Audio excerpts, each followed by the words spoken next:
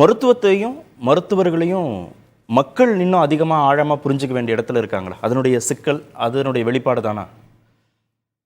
நான் இதை அப்படி பார்க்கல சார். இந்த ஒட்டுமொத்த பிரச்சனைக்கு இந்த மாதிரி ஒரு இன்சிடெண்ட் வந்ததுக்கு காரணம் என்ன அப்படின்னு நம்ம யோசித்து பார்த்தோம்னா, இனிமேல் அது வராமல் இருக்கிறதுக்கான ஒரு விடை கிடைக்கும்னு நான் நம்புகிறேன். எப்படின்னா, முதல்ல நிறைய பேர் டாக்டர்ஸ் இருக்காங்க இந்த ஃபோரம்லேயே, பட் இருந்தாலும் என்னுடைய கருத்தை சொல்லி தானே ஆகணும். இன்றைக்கி டாக்டர்ஸ்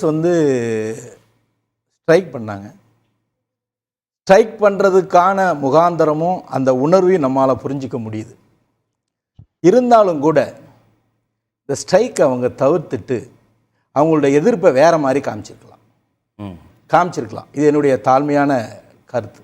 ஏன்னா டாக்டர் பாலாஜியினுடைய உடல்நலம் ரொம்ப முக்கியம். எத்தனையோ உயிர்களை சரி பண்ண போகிறவர், அது காக்கணும். இதை ஒரு காரணமாக எடுத்துக்கிட்டு இது எல்லாருடைய அட்டென்ஷனையும் அவங்க ட்ரா பண்ணுறதுக்காக ஸ்ட்ரைக் பண்ணணுங்கிற முடிவெடுத்தது கூட நியாயமான காரணம் தான். இருந்தாலும் டாக்டர்ஸ் ஸ்ட்ரைக் பண்ணக்கூடாது. உள்நோயாளிகள், எத்தனையோ நோயாளிகள் இன்னைக்கு பாதிக்கப்பட்டிருப்பாங்க. ஒவ்வொரு நாளும் லட்சக்கணக்கான பேஷண்ட்ஸை காப்பாற்றுறது இவங்க தான் அப்படின்னு ஒரு மெரிட் கொடுக்குறோன்னா, அப்போ இன்னைக்கு அவ்வளோ பேருடைய உடல்நலமும் கேள்விக்குறியானதுக்கு காரணம் இவங்கன்ற ஒரு குற்றச்சாட்டு அவங்களுக்கு வந்துடக்கூடாதுங்கிறதுக்காக சொல்கிறேன். ஆனால் உயிரோடு இருக்கிறதுக்கான உத்தரவாதமே இல்லை. நியாயம், காரணம் நியாயமானது. எப்படி சார் அவங்க ஸ்ட்ரைக் பண்ணுறதுக்கான காரணம் மிக மிக நியாயமானது. நான் இதே வேறு மாதிரி சொல்கிறேன் சார். இன்றைக்கி நடந்தது ஏதோ ஒரு பள்ளப்பட்டியிலையோ ஏதோ ஒரு கிராமத்தில் நடந்திருந்தா இவ்வளோ பெரிய மீடியா அட்ராக்ஷனும் இந்த மாதிரி ஒரு இதுவும் கிடச்சிருக்காது. இந்த இஷ்யூக்கு நடந்துக்கிட்டு தான் இருக்குது, நடக்காமலாம் இல்லை சார். பிரசவம் ஃபெயிலியர் ஆகி டாக்டர் அடித்து மண்ணவாரி போட்ட இன்சிடென்ட்ஸ்லாம் அப்பப்போ நடந்துக்கிட்டு தான் சார் இருக்குது இன்றைக்கும். அதெல்லாம் டாக்டர்ஸ் பொறுத்துக்கிட்டு தான் இருக்காங்க. மனிதநேயம் குறைஞ்சிக்கிட்டு வர்றதுங்கிறது உண்மைதான். பட் இருந்தாலும் டாக்டர்ஸ்ன்னு வர்றப்போ அம்மாவுக்கு அடுத்தது அவங்க அம்மா பாய்காட் பண்ண என்ன சார் ஆகும்? தமிழ்நாட்டில் இருக்கிற எல்லா அம்மாக்களும் பாய்காட் பண்ணால் என்ன ஆகும்? அதை விட பெரியவங்க சார் டாக்டர்ஸ் அவங்களுடைய வெறுப்பை, அவங்களுடைய கவனத்தை நம்மளை ஈர்க்கிறதுக்கு வேற ஏதாவது ஒரு மோடை செய்யணுமே தவிர, படித்தவர்கள் நோபல் ப்ரொஃபஷனல் இருக்கவங்க அவங்க இதை எடுத்துருக்க வேண்டாம். இது என்னுடைய முதல் தாழ்மையான கருத்து. ஏன் இந்த மாதிரி ஒரு சூழ்நிலை வந்தது அப்படின்னு பார்த்தோம்னா சார், நம்ம மருத்துவத்தில் ரொம்ப உச்சத்தில் இருக்கோங்கிறதுக்கு உதாரணம், எந்த மருத்துவமனையில் அவர் தாக்கப்பட்டாரோ அதே மருத்துவமனையில் அவரை சர்ஜரி பண்ணி அடுத்த நாளே வார்டுக்கு மாற்றிட்டாங்க. தமிழ்நாடு அரசனுடைய கட்டுப்பாட்டில் இருக்கிற மருத்துவமனையுடைய தரத்துக்கு சான்று இது. அவங்கள பிரைவேட் ஹாஸ்பிட்டல் கூட்டு போகல சார். ஒரு 5 வருஷத்துக்கு முன்னாடி பேசுகிறப்ப யாருமே கவர்மெண்ட் ஹாஸ்பிட்டலுக்கு போகிறோன்னு ஒரு குற்றச்சாட்டை நாங்களாம் சொல்லிகிட்டு இருப்போம். இன்றைக்கி இல்லை, அதே மருத்துவமனையில் அவர் ட்ரீட் பண்ணி இன்றைக்கி வார்டுக்கு வந்துட்டார்.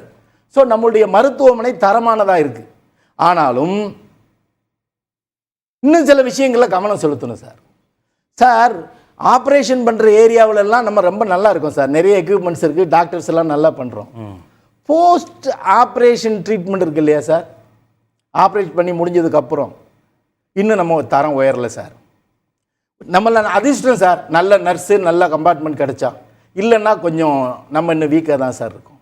ப்ராபபிலிட்டி ஆகிடுது. அது ஒரே ஒன்று, டாக்டர்ஸ்க்கு ஸ்ட்ரைக் பண்ண மாதிரி என்னுடைய நாலேஜுக்கு தெரிஞ்சு இல்லை. இன்னைக்கு போராட்டம் பண்ணாங்க, வேலை நிறுத்தம் எதுவும் பண்ணல. அந்த கொஞ்ச நேரம் போராட்டத்தில் ஈடுபட்ட நேரத்துல அது வரைக்கும் நான் படித்தேன். ஆனால் வேலையை நிறுத்தலை. அவர்கள் 1 மணி நேரம் ஆர்ப்பாட்டம் ஏதாவது பண்ணியிருப்பாங்க தவிர வேலையை நிறுத்தல. முக்கியமான சர்ஜரி தவிர மற்றபடி கொஞ்சம் முக்கியமான சர்ஜரி கூட எதுவும் கேன்சல் ஆன மாதிரி எனக்கு தெரியல. அது உங்களுக்கு தெரிஞ்சிருக்கலாம். எனக்கு தெரிஞ்ச செய்தி அந்த மாதிரி அவங்க முழுவதுமான வேலை நிறுத்தம்னா அவங்க இல்லை. என்னுடைய உணர்வை அவர் பிரதிபலிக்கிறாரு, நன்றி. என்னுடைய நோக்கமும் அதுதான். அந்த போஸ்ட் ஆப்ரேட்டிவ் கேரில் இன்னும் கொஞ்சம் கவனம் வேணும் சார். இல்லை, அரசு மருத்துவமனையில் எல்லாமே இலவசமாக அரசு கொடுக்குது. கட்டமைப்புகளில் சில நிர்வாக சிக்கல்கள் இருந்தாலும் வரக்கூடிய நோயாளிகளை குணப்படுத்தி அனுப்பணுங்கிறது தான் அரசோட நோக்கம், மருத்துவர்களுடைய நோக்கம். ஆனால் எனக்கு சாதகமான பதில் வேணும், நான் வந்தால் கட்டாயம் அந்த நோய் குணமாயிடணும், காத்திருக்கிறதுக்கான சாத்தியக்கூறுகளே இல்லை அப்படின்னு ஒவ்வொரு குடிமகனும் நினைக்கிறதுனுடைய வெளிப்பாடாக தான் இந்த கோபம். அதனால தான் அந்த கத்திக்குத்து வரைக்கும் போகிறாங்களா சார்? ஒருவானை சொற்றுக்கு ஒரு சோறு பதங்கிற எக்ஸாம்பிள் இந்த விஷயத்தில் பொருந்தாது சார். எல்லா பேஷண்ட்டுமே இந்த மனநிலையில் இருக்காங்க, எல்லா அட்டண்டருமே இந்த பர்டிகுலர் இன்சிடென்ட் மனநிலையில் இருக்காங்கன்னு நம்ம சொல்ல முடியாது. இது ஒரு எக்ஸெப்ஷன் சார். இதை நம்ம ஒரு முன்னுதாரணமாக எடுத்துக்கிட்டு பேசுறது அவ்வளோ சரியாக இருக்காது. எல்லா சார் டாக்டர் ஃபோட்டோ வீட்டில் வச்சு கும்பிடுற பேஷண்ட்ஸ் இருக்காங்க சார். குழந்தைக்கு டாக்டர் பேர் வைக்கிறவங்க இன்றைக்கி இருக்கிறாங்க சார். அப்போ அதையும் முன்னுதாரணம் எடுக்க முடியுமா? இதெல்லாம் எக்ஸெப்ஷன் சார். பொதுவாகவே டாக்டர்னாவே எல்லாரும் மதிக்கிறாங்க சார். இது அங்கொன்றும் இங்கொன்றுமாக தடக்கிற தவறு தான் சார். இதை நம்ம பொதுப்படையாக வச்சுக்கிட்டு நம்ம பேசுறது இதாக இருக்காது சார். மருத்துவமனையில் டாக்டர்ஸ் எத்தனை பேஷண்ட்டை பார்க்க முடியும்னு ஒரு லிஸ்ட் இருக்குது சார். ஒரு லிமிட் இருக்குது சார். நான் ஒரு நியூஸில் படித்தேன், இவர் 2 டியூட்டி பார்த்தாருங்கிற மாதிரி ஒரு நியூஸ் படித்தேன். எவ்வளோ தூரத்துக்கு உண்மைன்னு தெரியல. அந்த மாதிரி சூழ்நிலைலாம் வர்றப்போ அந்த டாக்டரால் சாஃப்டாக பேச முடியாது சார். அவருக்கும் ரத்தமும் நகமும் சதையும் இருக்குது சார். அவர் மனுஷன் தானே சார்.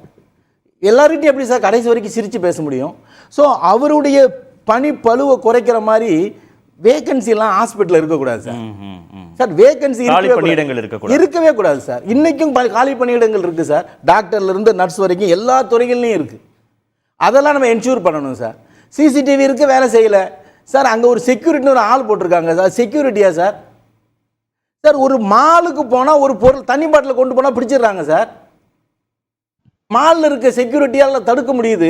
இங்கே இருக்க செக்யூரிட்டி பாவம். அந்த வீடியோவில் பார்த்தா பரிதாபமாக இருக்குது சார். அவர் பிடிக்கிற நிலைமையிலே இல்லை சார். அவர் விழுந்துருவால போருக்கு அவரை பிடிக்கிற மாதிரி இருக்குது. அவருக்கு கொடுக்கப்பட்ட பணி அதுவே இல்லை. ஸோ இதெல்லாம் நம்ம டாக்டர்ஸ் பாதுகாக்கப்படணும் தான் சார். மருத்துவமனையெல்லாம் முக்கியமான டாக்டர்ஸ் உயிர் காக்கிறவங்க இருக்கிற இடம். நல்ல செக்யூரிட்டி ஃபோர்ஸ் போடுங்க. நாங்கள் வேணான்னு சொல்லியே சார். சிஎஸ்எஃப் மாதிரி தமிழ்நாடு தனியாக ஒரு செக்யூரிட்டி ஃபோர்ஸ் உருவாக்கட்டும் சார். எல்லா மருத்துவமனைக்கும் போடட்டும் சார். ஒரு ஃபண்டை கிரியேட் பண்ணி பாதுகாக்கட்டும் சார். தமிழ்நாடு போலீஸை வச்சுலாம் பாதுகாக்க முடியாது. அவங்க ஏற்கனவே பந்தோபஸ்து லா அண்ட் ஆர்டர்லும் கஷ்டப்பட்டு இருக்காங்க. ஒரு ஃபோர்ஸை வச்சு பாதுகாத்தா கூட நல்லது தான். டாக்டர்ஸை பாதுகாக்கணுங்கிறதுல எங்களுக்கு எந்த முரண்பாடும் இல்லை. இந்த சூழலை உருவானதுக்கு காரணம் என்ன? சார் ரொம்ப கரெக்டாக சொன்னாங்க. எங்கள் மேலே அதிகமாக எதிர்பார்ப்பு வந்துருச்சு, அதனால் இன்னும் எதிர்பார்க்குறாங்கன்னாரு. உண்மைதான் சார். எதிர்பார்ப்பு பூர்த்தி செய்கிற அளவுக்கு டாக்டர்ஸ் வரணுங்கிறது தான் உண்மை சார். எதிரில் இருக்க ஒரு சாத்தியம் இல்லைங்கிற சில அன்சர்டனிட்டியும் இருக்கு இல்லையா? எல்லாத்தையும் மருத்துவரால் குணப்படுத்திட முடியாதுன்ற புரிதலும் வரக்கூடிய நோயாளிகளுக்கு தேவைன்றாரு. நான் என்ன சொல்கிறேன் சார், கரெக்டு சார். டாக்டர்ஸையும் எதிரில் இருக்கிற பேஷண்ட்ஸையும் சமமாக வச்சு பார்க்குறதே சரியில்லை சார். நீங்கள் டாக்டர், அவன் பேஷண்ட் சார். நீ பாதிக்கப்பட்ட இந்த ஜெயிலுக்கு போயிருக்கிற தம்பி இருக்கிறாரு சார், தவறு செய்தவர். அவர் நிச்சயமாக மனநோயாளியாக தான் இருக்க முடியும். நிச்சயமாக ஒரு நல்ல நிலைமையில் இருக்க மாட்டார் சார். வீட்டிலேருந்தே கத்தி எடுத்துகிட்டு வரான் சார். திரும்ப குத்துறான் சார். கத்தியோட போகிறான் சார். தப்பி போன அவன் நினைக்கல. அவங்க அம்மாவுக்கு என்ன ஆகணும் அவன் நினைக்கல. அந்த ஹாஸ்பிட்டலில் அந்த டாக்டர்கிட்ட தான் அந்த அம்மா இருக்காங்க. அவன் என்ன ஆகணும் அவன் நினைக்கல. இது ஒரு சாதாரண மனநிலையில் இருக்கக்கூடிய ஒருத்தன் செய்யக்கூடிய செயலா சார்? கொஞ்சம் யோசிச்சு. அம்மா மேலே பாசம் இருக்கிறவன் கத்தி எடுக்க மாட்டான் சார். அம்மாவை காப்பாற்றணுங்கிற யுத்தியை தான் சார் எடுப்பான். அதனால முழுக்க இது ஒரு முன்னுதாரணமாவோ சமூகத்தினுடைய பிரதிபலிப்பாவோ எடுக்க வேண்டாம். ஓகே.